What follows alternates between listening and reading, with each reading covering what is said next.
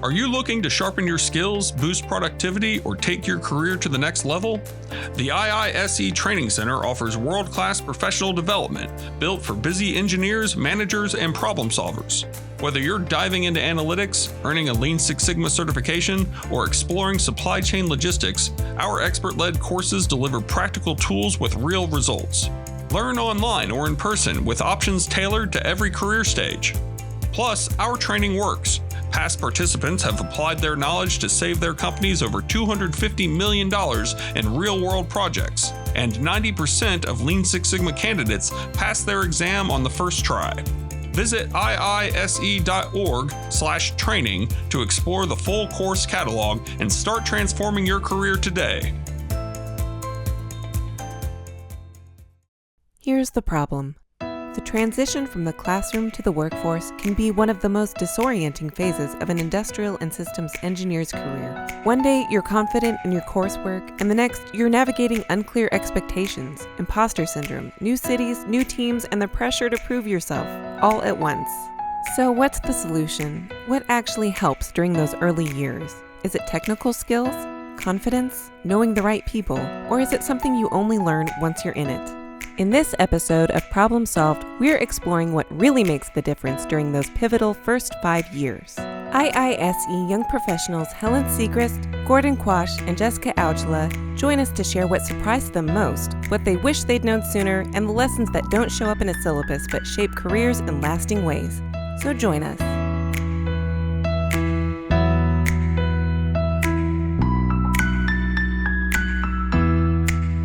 All right, everyone. Today we're doing a bit of a roundtable discussion with some emerging leaders from the IISE Young Professional Group. It's really great to have all three of you with us today, and I would love to start by just having each of you introduce yourself. So, Helen, would you mind starting us off? Thank you, Elizabeth. My name is Helen Siegrist. I am a graduate from the Rochester Institute of Technology studying industrial systems engineering. I now am a continuous improvement engineer at Qualitrol Corporation in Rochester, New York, and president of IISE Young Professionals. All right, Jess. Hi, everyone. My name is Jess Aujla. I graduated from Virginia Tech class of 2023 in ISC and currently work as a consultant at Alpine Consulting Partners, which is a Virginia Tech alumni founded firm based in the DC area, and currently serving as social media chair and then vice president of IISCYP. Yeah, awesome, Jess. Thanks, Elizabeth. Overall, just like humbled to be part of this fantastic group. As you know, we have like social media leads, we have the president of IISCYP, so a lot of great resources for today. As I'm 5 years into my career, I feel super old, but I feel like this content that you all will listen to today will have a lot of refreshing insights for even someone like me. So my name is Gordon Quach. I also studied at Virginia Tech, fantastic ISE program, ranked 6th undergrad, ranked 7th grad as of this year. Since graduation, I worked mainly on the analytics side of ISE. So you'll see the three of us talk to how our ISE careers undergrad have really spun into diverse careers across industry. But the coolest thing is that I'm currently doing data analytics for a go-to-market and RevOps team. What that basically means is that I'm essentially applying a lot of the cool ISE data and analytics skill sets to a sales team. So with that being said, I learned a lot throughout my journey, and I'll pass it back to you, Elizabeth. All right, great. Well, I'm really excited to get into this. So, all three of you have made the leap from student life into professional roles. So, let's start there and talk about that first big transition. That first year out of school, it can kind of be a shock. So, what was that transition like? What were some of the big challenges? How did you get through it? And let's just start with that discussion. Awesome. I can kick us off. So I've been post-grad about 2 years now.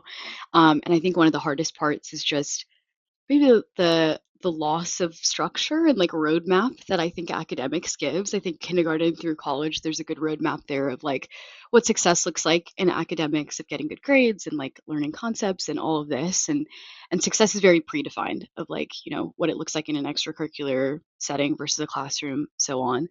And so I think moving away from that to when you go full time and making a decision about your career and then having a lot of conversations with mentors at work of what does success mean here? What does it mean to challenge myself here? What does it mean to like roadmap my career here? I think asking a lot of those questions are it's difficult because you haven't been in that mindset before, maybe in like short bursts through internships, but um, just having to take on a much more of a proactive role in your professional development, your technical development, and making sure that you're doing your best to drive that. I'm sure that this is the first of many times we'll mention this, but mentorship plays a huge part here. I think for me specifically, at the firm I work in, super small company, but I leaned a lot on people who were the class above me or two classes above because they really understood what it was like to be there day one and not understand what was going on and not understand what it's like to work full time. So definitely lean on your resources and see if there's people that you could ask those questions to that were maybe in a similar position to what you were in. And I'll build off of that as well. Coming out, I've been out of school for about 3 years now.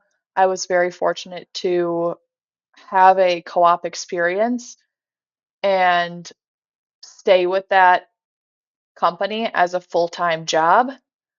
But that's also where I got into Young Professionals because I was not as involved with IISE as a student as much as I wish I had. I had a lot of other extracurriculars. Now I look back and wish I had a little bit more of that connection, a bit more of that mentorship. When I got into IISE and specifically YP out of school, I was looking for more industrial engineers who are going through my position. To Jess's point, professional life is not as structured. That's not how it is when you come into the professional world. You have certain tasks that need to get done.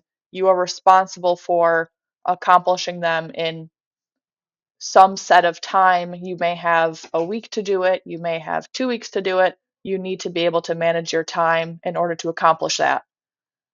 That comes with asking the right questions and knowing who to ask.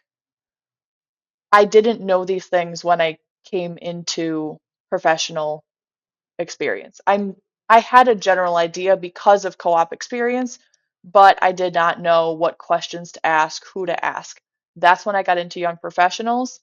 I worked with Carl Salvatore, who was the president at the time, and I really started meeting other young industrial engineers to better see what experiences they were having and how their situations could have compared to help me develop my early career. I love from just this first conversation, Helen and Jess, you have displayed how like ambitious a lot of the young professionals are at ISE. And one of the themes I've gathered as I was listening onto your points was the power of community, whether it's the power of community and your upperclassmen slash upper colleagues, all the way to, and that was Jess's point, all the way to Helen's point about like leadership, showing the art of the possibility. One of the things I struggle with a lot, even in my internship, so this is really cool to hear if you're a current college student or grad student, is the individual aspect. I think when to Jess's point about, structure processes, one of the things too is identity. When you're a current student, you know like what you're doing, how you contribute to class, what kind of leader you want to be in a club.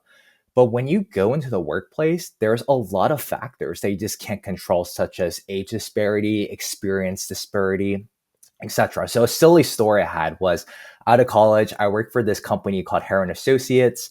I had two fantastic colleagues, Peggy Timmer and Barbara Anderson, who were essentially directors and subject matter experts. And when you come in like ambitiously driven as 20 years old, it's super scary. The ambition just turns off. It's like what I do now. But I think the thing that a lot of early professionals can do right out of college to define their purpose, to be visible in a company, is to have a niche. I had a mentor named Andrew Samuelson, and he spoke to how you want to be the person that's known for doing something. So maybe Jess is the expert when it comes to SAP Hyperion implementation. And if I ever need like a process improvement expert, I can talk to Helen. That's the person you want to be. But at the starting point, right out of college, start with something simple. It could be just the person who takes really good notes, the person who sends out really good email recaps, even the person who helps put together really good data. It helps you stand out, you show value to your colleagues, and it's a really good way to get started. That's really good advice. And Helen, you said that you had wished that you had been more involved with IISE during school. I was just wondering, does anybody else have advice like you wish that you had been something else during college that you could pass on to somebody now? Yeah, definitely. That's a really good question. I think just being really aware of as you carry yourself through your academic experiences, whether that's professional organizations like IISC or research labs, and then also to your co ops and your internships, so on, just being very aware of the fact that you're building your network that you're going to lean on in the early stages of your career. That's outside of whatever company you end up with. And so, really thinking about who are people that you can go to for mentorship, who are maybe their careers that you want to aspire towards. Maybe like, okay, in 15 years, I want to come back and I want to work in manufacturing. Who are my 3 people I'm going to go talk to? So just being very aware of that, cataloging that, really leveraging LinkedIn to stay in touch with those people, I think is incredibly helpful because sometimes it's hard to know what your resources are at a company day one when you start your full time job, and that's where that network that you built over your college career can really come in and be helpful. So So it sounds like you're entering the field. It's exciting. It's a little bit confusing. It's a little bit of figuring things out, and then you get over that transition. Maybe at this point, you kind of start to adjust to the professional life. Maybe you start to feel like you're contributing more. You find your footing. You're feeling a little bit more confident. Do you find that there's a conscious shift? Like, okay, I'm getting my rhythm now. I feel like I'm getting my footing. Is there a point where you're feeling more confident and you feel like you've got it now? I feel like there is a certain point that you get that footing. And funnily enough, I feel like it was when there was a new person who joined the company and I was responsible for training them. Because now I'm the subject matter expert. I've been there long enough to be the point person to train this person, share my knowledge of either projects or manufacturing cells or the products. That was, I feel, very pivotal because now someone is looking toward me for my mentorship, and I am now looking out for them, answering their questions. And it gave me a bit more of that confidence boost because someone trusted me with me and my knowledge to help them develop and accomplish what work they had to do here. yeah, definitely agree with that. I think I had a very similar experience um, onboarding somebody. And it's such a good confidence boost because at least in my experience when going through it, I was terrified. I was so scared. I was so nervous to be onboarding somebody. But as I started, you start to realize you know a lot more than you think you know. And so it's a good confidence boost of like you feel good about the position that you're in and the knowledge that you've built up. And I think also that mentorship bit I think makes it very kind of fulfilling. At least for me, filled a lot of the buckets of what I was looking for. Yeah, this is a great question you posed to us, Elizabeth, because how I see it is that to get an understanding of your footing, you need to defeat the imposter syndrome. Like, oh, I'm not good enough. I'm not ready for this role. Am I ever going to be at the state of my career goals? And I think what I've noticed from myself and just talking to these awesome folks is to get past imposter syndrome, you want to accelerate your ability to contribute to your teams. So Jess and Helen, they talked about how fundamentally when you onboard a new person, that is a great opportunity to showcase your knowledge, really assess how much you know and how much you don't know yet. Even on day one, you can start that contribution. So for example, at the end of the day, you can always teach someone something new. So in my roles as a data analyst, even though I'm learning more about how I can be the best in my role, you can still teach. So for example, let's say if Jess and Helen are on my team, and you too, Elizabeth, we can teach each other something new. And by doing so, you kind of build up your confidence of that, hey, I have something to contribute to this team. And overall, your team can do something better. And that's why you're employed in the first place. And I think that's such a quick win again. It could be within your first 2 years as you're getting more footing, but always find an opportunity to teach someone new. something that my teams have done and try to maintain is every week they could do a brown bag. Like you could teach like, oh, here's something I learned, and you share it through email. You could set up time with folks. Just a way to build that community, to build that confidence, and then of course overcome that imposter syndrome that gives you that footing in a company. But definitely love the conversation we're having on this. I wanted to ask you about imposter syndrome specifically. Did you all have some experience with that yourselves? Can you talk about that? Helen's just shaking her head yes. Yes, definitely. When I feel like it comes with the first promotion. Obviously, someone gets promoted because they've been recognized for doing better, performing at a level above their current role. Now, when you get promoted to that next role, you question, did I really deserve this? Am I this expectation is much higher and I'm now collaborating with colleagues who are also a much higher level. Do I really deserve to be in this position? And that was a big challenge for me at first because communicating in a way, you have to think about what information they're looking for, and it may not be exactly what you used to report out. If it was a day-to-day task versus long-term projects, you're looking at much higher level business point of view, financials. And for a little while, I really struggled with fitting in. But to Gordon's point earlier, everyone can learn something new, and that reassured me of I'm the only one who knows this information. And it may not be I'm the only one who knows anything about this. There are 100% other people who have background knowledge of this topic, but to put it all into one person, I at least am able to share that knowledge with someone in a conversation. I don't need to go pull that other person from somewhere else. I hold that knowledge and can assist in whatever situation is going on. Yeah. I think also just reminding yourself that you may not have done it yet, but you figured out harder things before, so you can figure this out now, has been really helpful. Because, like, yeah, the exact situations that you deal with, like, obviously you haven't done it yet. You're just starting your career off. There's so many things to learn, so many people to learn from.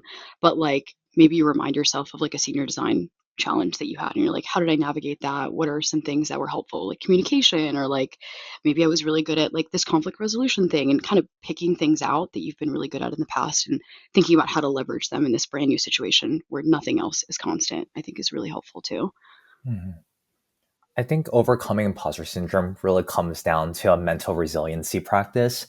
So, quick story. I had imposter syndrome throughout my entire life, but the worst was when I had my first co op. So, here I am doing well in school, student clubs, all that stuff. And I'm coming into GE Aerospace, and I'm working with these two colleagues who were probably respectively 75 and 80. They retired that year. And I was so scared to ask them questions because I was nervous that they didn't think I was capable of actually doing the job, that I would imagine me like 18 or 19 years old, standing up from my seat, walking around the corner to their cubicle, and then rushing back to my seat and pretending I had to get like a hand sanitizer like 10 times in a row. It was ridiculous. And you quickly learn that, again, it's a mental resiliency game. And then over time, as Jess and Helen talked to you, you build that confidence up and you know that you can contribute. But I think it's also important to remember first who you are. You're a problem solver, you're an industrial engineer, you can do great things. But then also, ultimately, you are where you're supposed to be. You were hired for a reason. There was actually like a hiring process that actually identified like, oh, Jess, Helen, Elizabeth, Gordon are capable of doing X. You already have that foundation of doing well. Now you just have to showcase you're a learner, you can contribute more, and that's part of the process. So just be patient with it. You'll get there. Yeah, very good. I have another story. I'll keep it very brief, but to go off of that, when I was younger, I loved the movie The Devil Wears Prada, and I convinced myself that that is how the workplace was. I had to get everything done as soon as possible without asking any questions, and I had to work so hard night and day. I come into my first co-op thinking that's exactly how it's going to be. It is very much not. there is a much better work-life balance of you are still a human. Yes, get your work done, but it is not the Devil Wears Prada. I love that. Yeah. And actually, you bring up a good point because I wanted to ask you too, when you're in college and you're learning these very academic principles, ISE related principles, everything is very academic. And then you get into the workplace and it's kind of you kind of come into a more maybe underrated part of ISE, which is human factors, and you have to learn how to understand people and communicate with people and build trust with your team and things like that. So how do you learn those skills? That's a good point about communication and building trust with a team because when you're in engineering or taking like STEM classes, you're focused on the mathematical principles and science that guides the foundation of a stable solution, a stable system, etc. And communication, as much as we praise that ISCs are the foundational pillars of strong communicators, it's an art that's probably developed throughout life. So another example, going back to the GE aerospace example, we were leading our first Kaizen events, and I was just super excited, wanting to make sure everyone's on board. So I wrote this probably like 10-page email. I know that sounds ridiculous because how can Outlook have pages? But I kid you not, it was probably like a little manual at that point. I kid you not, when we met, no one read the dang email. And I was so upset. I was like, I need to go home. I can't do this anymore. All jokes aside, that was a great example of, hey, look, you have the skills, you have the aptitude. Can you actually convince people and convey your ideas clearly and succinctly? Luckily, I know like universities, probably like Rochester and Virginia Tech, they have technical communication courses. So, for example, at Virginia Tech, we have Dr. Kathleen Carper who teaches that, where students are gaining that foundation of how to communicate very clearly and succinctly and guiding the best principles. I would say for my career, it was a lot of trial and error, and I'd recommend people taking the initiative to learn. And the way you learn that is by reading books or going through podcasts. Some personal recommendations are Nonviolent Communications. Crucial Communications is a strong book as well. And there's so many podcasts where you can just see the style and you just start emulating, practicing. That's the best part. Communication is something you can wield outside of work with your colleagues, like all four of us right now communicating. And then over time, you get better, but it is a discipline that you just have to practice. And once you start seeing those patterns and habits you want to do, it just gets stronger over time.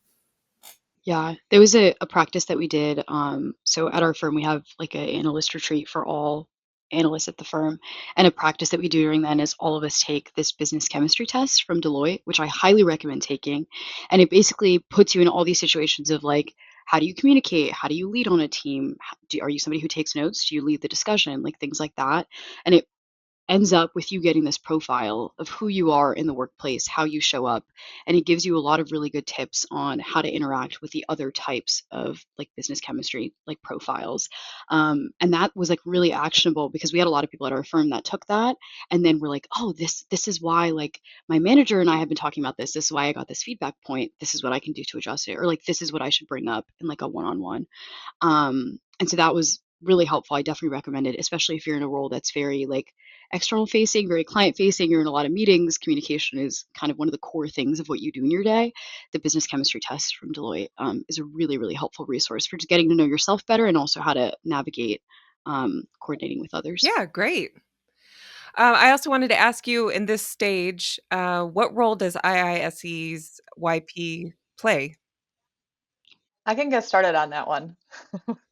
For me, IISE is very big for networking. I'm very much a people person, but I joined Young Professionals because I wanted to meet other young engineers who were going through very similar situations.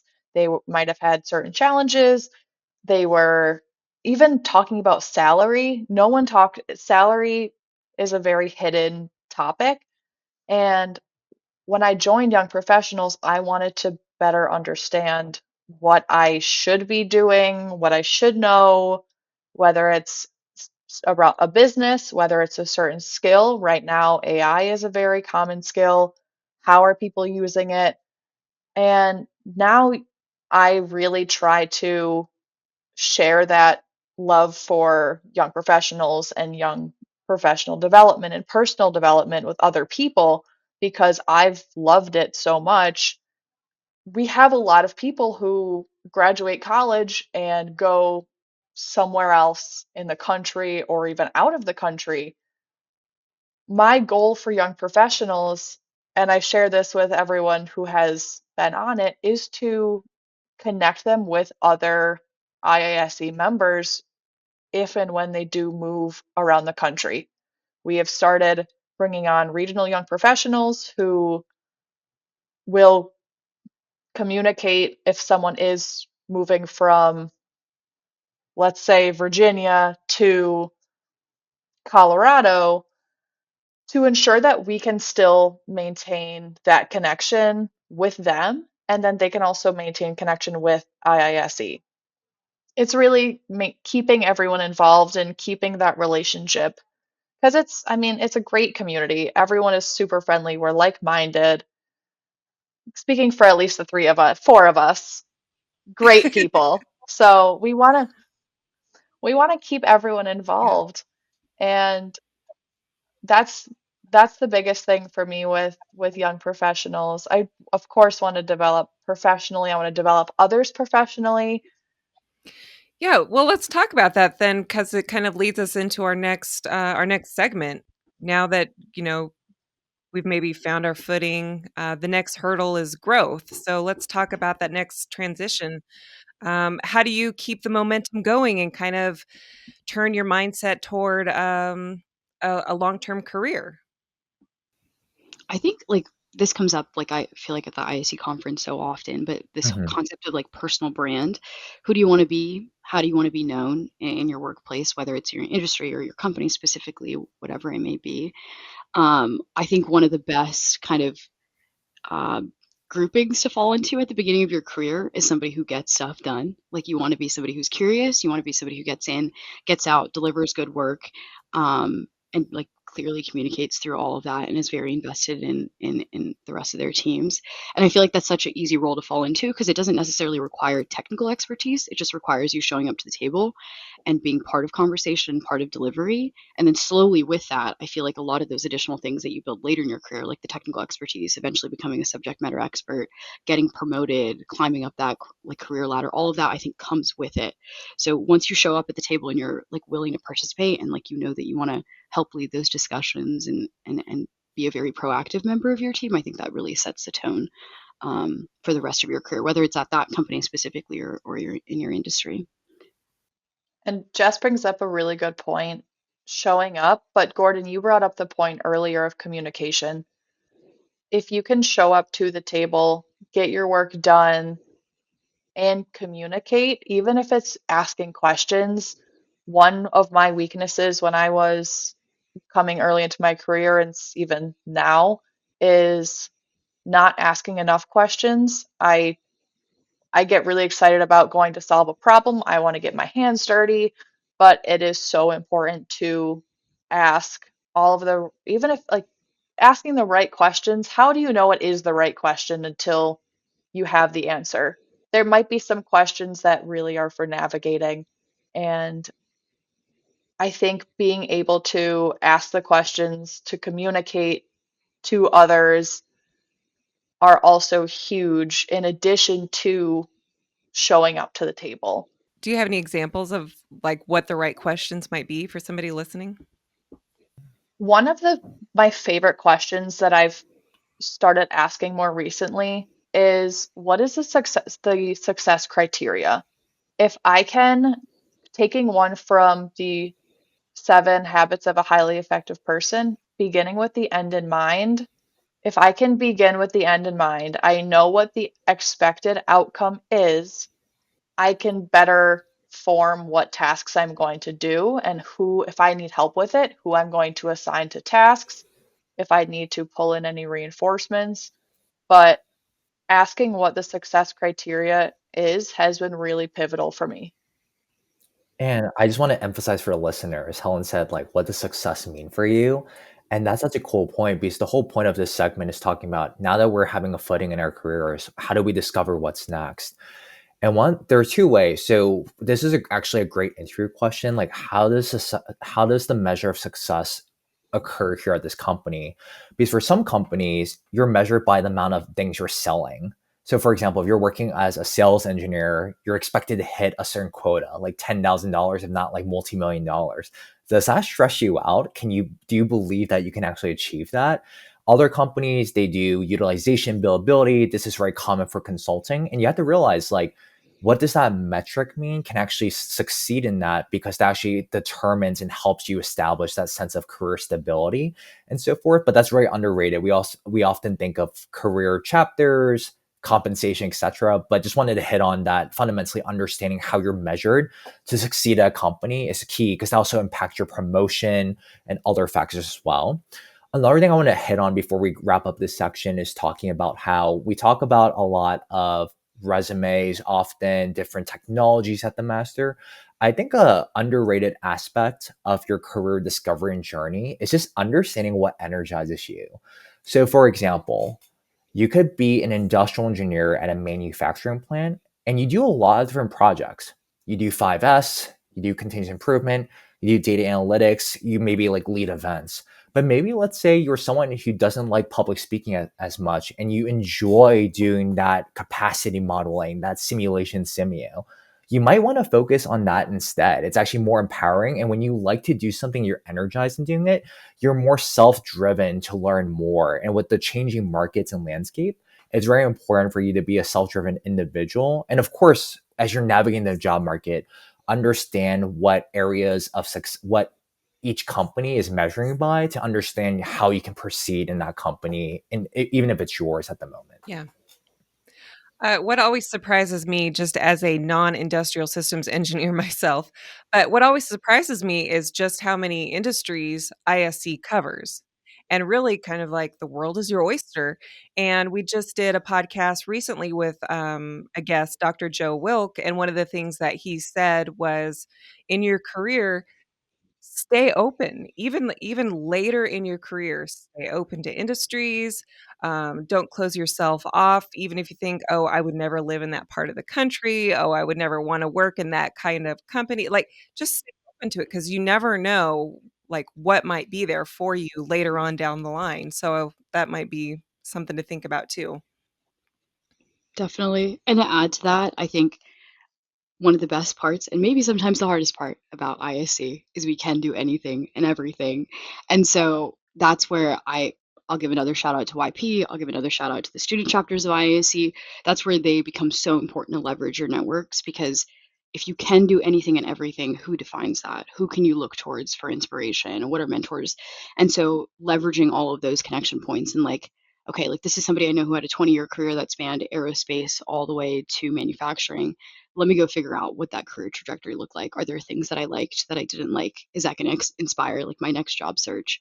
So being very proactive on that, because when you're a career, it's like a, what is it, like a marathon, not a sprint. Like you never know where you're going to end up. So being, again, open-minded, and I think the networking part is a huge part of that. So Yeah, definitely.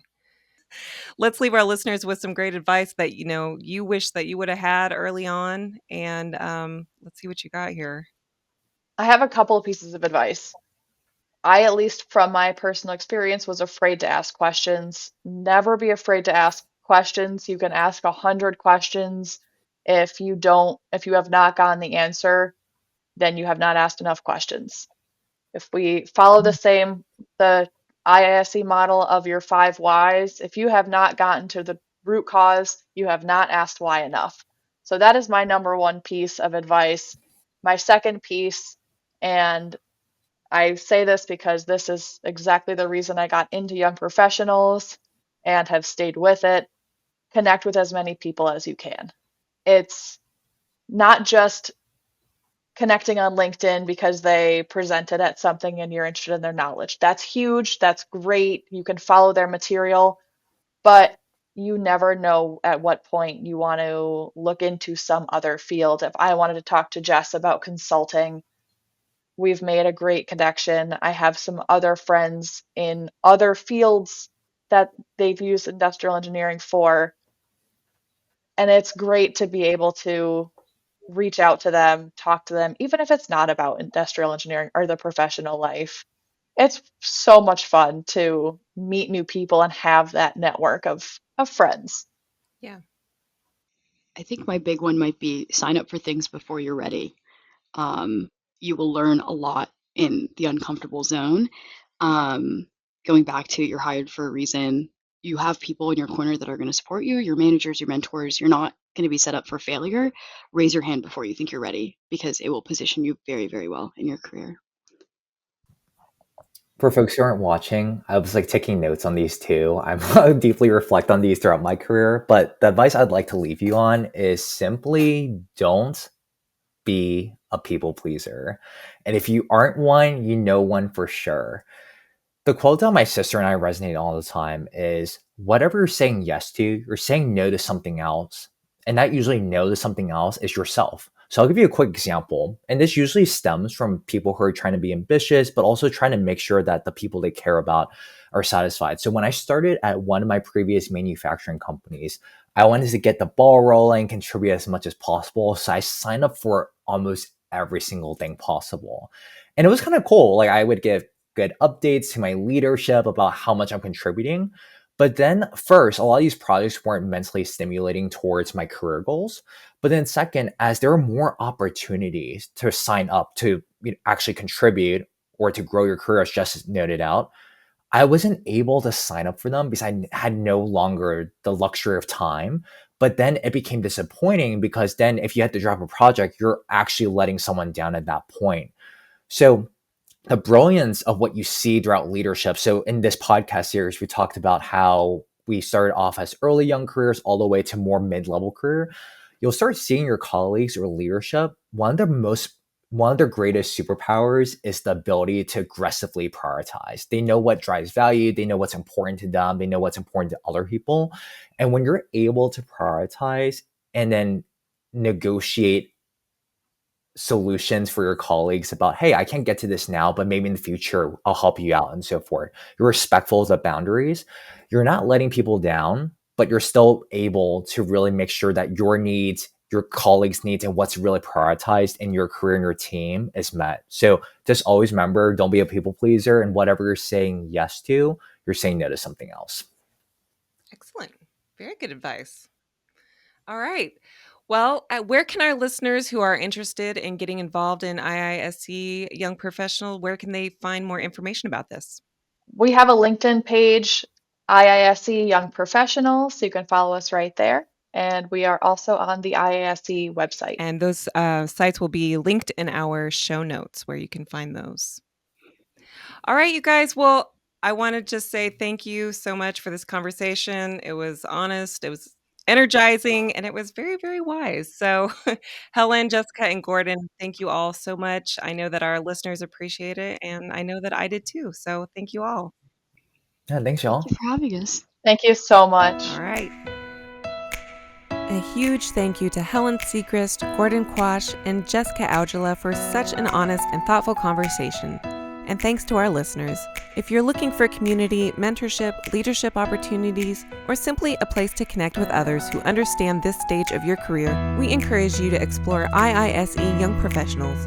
You'll find links and resources in the show notes. Thanks for listening to Problem Solved.